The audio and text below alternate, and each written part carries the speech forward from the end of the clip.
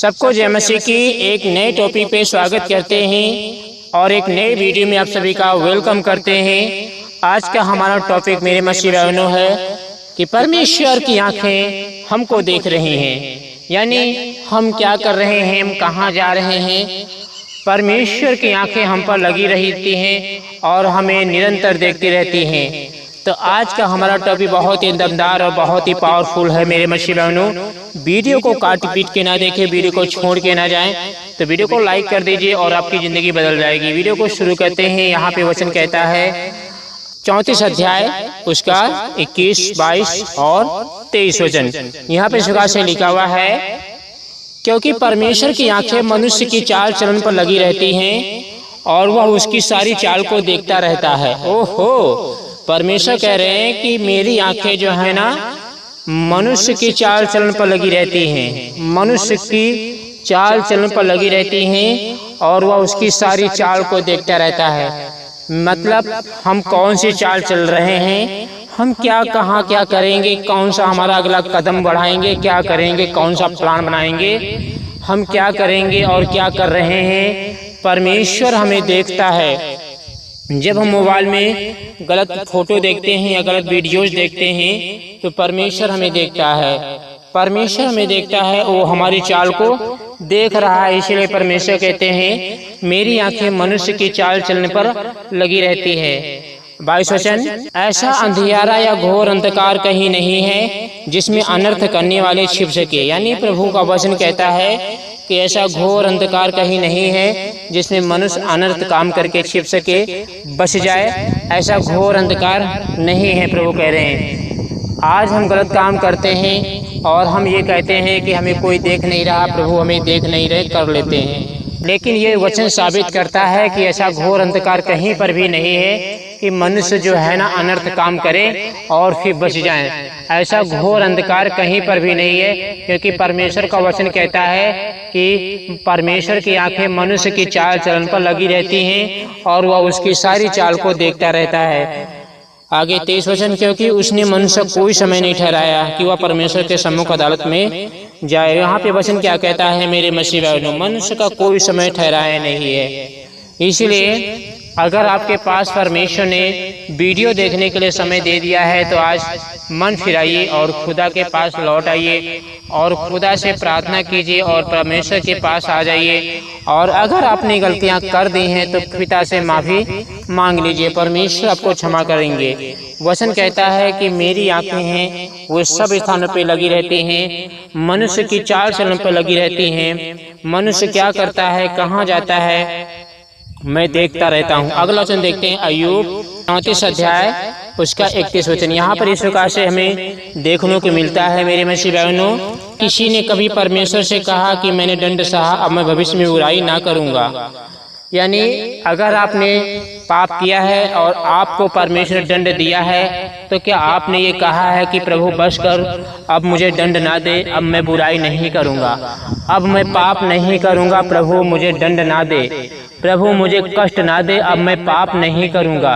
क्या आपने कभी ऐसा कहा है मेरे मसीह बहनों? क्या आपने ऐसा कहा है कि प्रभु मैं बुराई नहीं करूँगा, दंड आपने दिया है? नहीं कहा है, क्योंकि मेरे मसीह बहनों, क्योंकि परमेश्वर आपसे प्रेम करता है। वो आपको ज़्यादा छड़ी नहीं लगाता, उतना लगाता है कि जितना आप सह सको। और अगर आप परमेश्वर के पीछे चलने से छोड़ दोगे तो परमेश्वर आपको बचाने के लिए कुछ न कुछ करेगा। ज़्यादा छड़ी लंबी चौड़ी लगा भी सकता है बीमारी के रूप में। तो ये है परमेश्वर का वचन मेरे मसीह बहनों।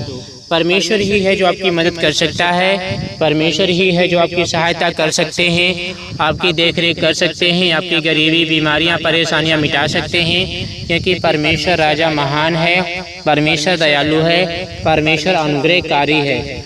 यहाँ पे परमेश्वर का अगला वचन यहाँ पे क्या कहता है मेरे मसीह बहनों, अय्यूब 35 अध्याय उसका 6 वचन 7 वचन, यदि तूने पाप किया है तो परमेश्वर का क्या बिगड़ता है, यदि तेरे अपराध बहुत बढ़ जाए तो भी तू उसका क्या कर लेगा, यदि तू धर्मी है तो उसको क्या दे देता है या उसे तेरे हाथ से क्या मिल जाता है। यहाँ पे परमेश्वर का वचन कहता है यदि तूने पाप किया है, वो ही पाप किया है, तो परमेश्वर का क्या बिगड़ता है। ये बात सही है कि हम अगर पाप करेंगे तो हमारा ही नुकसान होगा, परमेश्वर का क्या बिगड़ता है। परमेश्वर का कुछ भी नुकसान नहीं होता है और ना होगा, क्योंकि परमेश्वर इस वक्त स्वर्ग में है और हम नीचे हैं पृथ्वी पर। हमारा ही नुकसान होगा मेरे मसीह बहनों, हम अपना ही नुकसान करेंगे। अगर हम उसकी आज्ञा को तोड़ देंगे तो हमारा ही नुकसान होगा। ये आपको ध्यान रखना है, ये आपको भली भांति आंखें खोल के समझ लेना है। और अगर आप धर्मी हैं, प्रार्थना करते हैं, आज्ञाओं को मानते हैं, तो इससे प्रभु को क्या लाभ हो रहा है, इससे प्रभु को क्या मिल रहा है, ये भी परमेश्वर का वचन कहता है कि अगर तुम धर्मी हो, अच्छा जीवन जी रहे हो, तो इससे मुझे क्या लाभ हो रहा है, मुझे क्या फायदा हो रहा है। वचन कहता है 8 वचन अय्यूब 35 का 8, तेरी दुष्टता का फल तुझ जैसे पुरुष के लिए है और तेरे धर्म का फल भी मनुष्य मात्र के लिए। यानी अच्छे काम करोगे तो तुम्हें फल मिलेगा, बुरे काम करोगे तो तुम्हें सजा मिलेगी। तो सब कुछ तुम्हारे लिए ही है, ये परमेश्वर का वचन मेरे मसीह बहनों कहता है। अगला वचन देखते हैं अय्यूब 35 अध्याय उसका, यहाँ पे वचन कहता है 12 वचन, वे दुहाई देते हैं परंतु कोई उत्तर नहीं देता, या बुरे लोगों के घमंड के कारण होता है। परमेश्वर यहाँ पर क्या कहते हैं, हम प्रार्थना करते हैं, चिल्लाते हैं, गुहारते पुकारते हैं, लेकिन हमें उत्तर नहीं मिलता है। ये क्योंकि हमारे अंदर बुराई है, क्योंकि हम बुरे लोगों की संगति करते हैं, क्योंकि अच्छे काम नहीं करते मेरे मसीह बहनों। यहाँ पे अगला वचन देखते हैं परमेश्वर का, जो बहुत जरूरी आपके लिए हम लिख के लाए हैं। अय्यूब 36 का 5, देख परमेश्वर सामर्थी है और किसी को तुच्छ नहीं जानता, वह समझने की शक्ति में सामर्थ है, वह दुष्टों को जिलाए नहीं रखता, वह दीनों को उनका हक देता है, वह धर्मियों से अपनी आंखें नहीं फेरता, वरन उनको राजाओं के संग सदा के लिए सिंहासन पर बैठाता है और वे ऊंचे पद को प्राप्त करते हैं। चाहे वे बेड़ियों में जकड़े जाए तो और दुख की रस्सी में बांधे जाएं, तो भी परमेश्वर उन पर उनके काम और उनके अपराध प्रकट करता है कि उन्होंने गर्व किया है मेरे मसीह बहनों। यहाँ पे वचन क्या कहता है कि परमेश्वर सामर्थी है और किसी को तुच्छ नहीं जानता है। यानी अगर आप परमेश्वर के पीछे चलते हो तो चाहे जितने गरीब हो, बीमार हो, भिखारी हो, जीवन कपड़े लत्ते पहने हो या ना पहने हो, कुछ भी आपके पास हो या ना हो, लेकिन परमेश्वर आपको तुच्छ नहीं जानेगा। घर परिवार वाले आपको तुच्छ जानेंगे, आपकी मदद नहीं करेंगे, लेकिन परमेश्वर आपको तुच्छ नहीं जानेगा, परमेश्वर आपकी मदद करेगा। वचन कहता है वह दुष्टों के लिए दुष्टों को जिलाए नहीं रखता और दीनों को हक देता है। यानी अगर दुष्ट हैं तो परमेश्वर आपको जल्दी मार देगा, लेकिन आप दीन है तो आपका बीमारी में अगर पैसा गया है या कोई मालिक के पास पैसा फंसा पड़ा है तो आपका हक मारने नहीं देगा परमेश्वर। 7 वचन अय्यूब 36 का 7, वह धर्मियों से अपनी आंखें नहीं फेरता, वरन उनको राजाओं के संग सदा के लिए सिंहासन पर बैठाता। आज जैसे प्रधानमंत्री हो गए, ये सिंहासन पर बैठे हैं, उनके पास ऊंचा पद है, तो परमेश्वर ये तो 5 साल के बाद हट जाता है मेरे मसीह बहनों, जनता ने चाहा तो। लेकिन परमेश्वर का वचन कहता है जब मैं तुम्हें राजा बनाऊंगा, मैं रानी बनाऊंगा, तो मैं तुम्हें सदा के लिए सिंहासन बैठा दूंगा। जैसे मेरे मसीह बहनों यूसुफ को जो मिस्र का प्रधानमंत्री बन गया था, क्योंकि यूसुफ के भाइयों ने मारा कूटा था, गड्ढे में डाला था, व्यापारियों के हाथ में बेच दिया था। परमेश्वर उसके साथ आगे चल के प्रधानमंत्री बन गया था, और जो बेचे थे भाइयों ने, वही भाइयों जो थे मदद लेने के लिए यूसुफ के पास आए थे, फिर भी यूसुफ ने मदद की थी। तो परमेश्वर ने यूसुफ को सिंहासन पर बैठा दिया था, यानी राजा बना दिया था, प्रधानमंत्री बना दिया था। तो ऐसे ही मेरे मसीह बहनों, अगर आप सच्चे दिल से परमेश्वर की आराधना करेंगे, सच्चे दिल से परमेश्वर से प्रार्थना करेंगे, तो परमेश्वर हमें राजाओं के संग बिठाता है, परमेश्वर हमारी प्रार्थनाओं को सुनता है और परमेश्वर हमें आशीष देता रहता है। ये परमेश्वर का वचन कहता है। तो चलिए अब हम बिना देरी के करते हैं प्रार्थना जो होगी हमारी नाइट प्रेयर। वीडियो को लाइक करें और अपने छोटे से चैनल को सब्सक्राइब जरूर करें। हे हमारे परमपिता परमेश्वर प्रभु, मैं आपका दिल से धन्यवाद कहता हूँ। मैं आपसे प्रार्थना दुआ आराधना करता हूँ, क्योंकि आप महान हैं, आप दयालु हैं, आप अनुग्रहकारी हैं, आप दयावंत हैं, आप सारी सृष्टि के मात हैं, आप सारी सृष्टि के मालिक हैं। आपने पिता हमें बचाया है, आपने पिता हमें जीवन दान दिया है, आपने हमारी रक्षा की है, सुरक्षा की है, देख रेख की है। हर समय प्रभु जी मैं आपको पुकारता हूँ, और प्रभु यीशु मसीह आप मेरी हर समय मदद करते हैं। हर समय प्रभु आप मेरी आशा पूरी करते हैं, हमें आशीष देते हैं, हमें चंगाई देते हैं, हमें छुटकारा देते हैं, हमें शुद्ध करते हैं, पवित्र करते हैं। पिता आप हमारी प्रार्थना को सुनते हैं, आप हमारी निंदा बदनामी नहीं होने देते हैं, आप हमें चंगा करते हैं, शुद्ध और पवित्र करते हैं।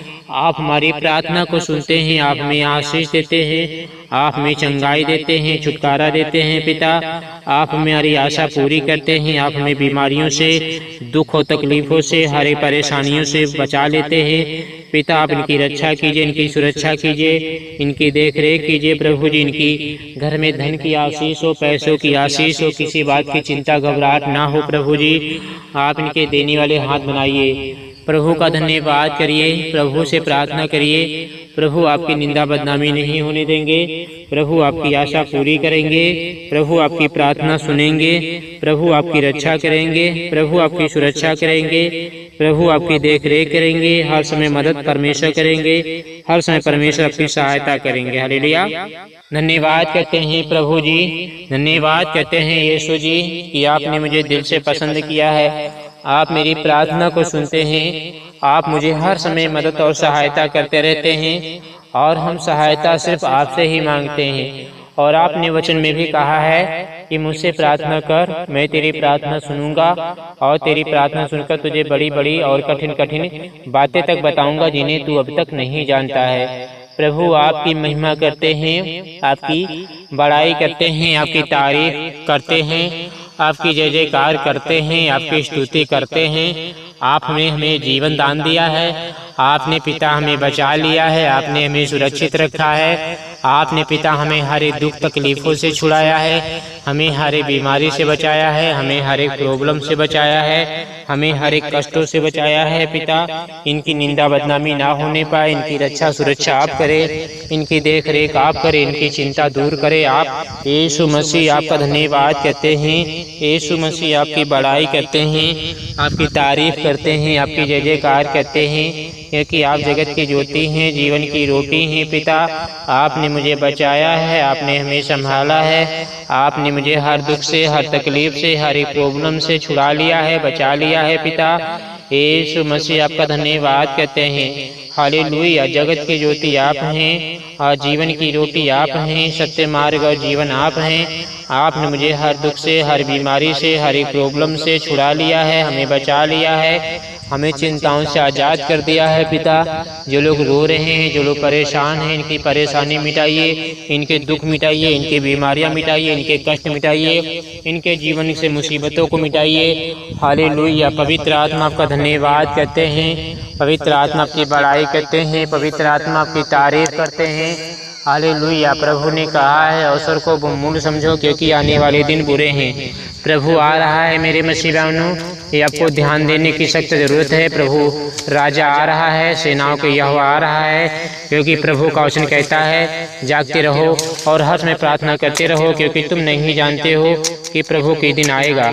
जैसे रात को चोर आता है, मैं वैसे ही आने वाला हूँ। वचन कहता है धन्यवाद पुरुष जो जागता पाया जाए, अपने घर में सेंध लगने ना दे, क्योंकि जिस घड़ी के विषय तुम सोचते भी नहीं होंगे उसी घड़ी मनुष्य का पुत्र यीशु मसीह आ जाएगा। Hallelujah, hallelujah, hallelujah, hallelujah.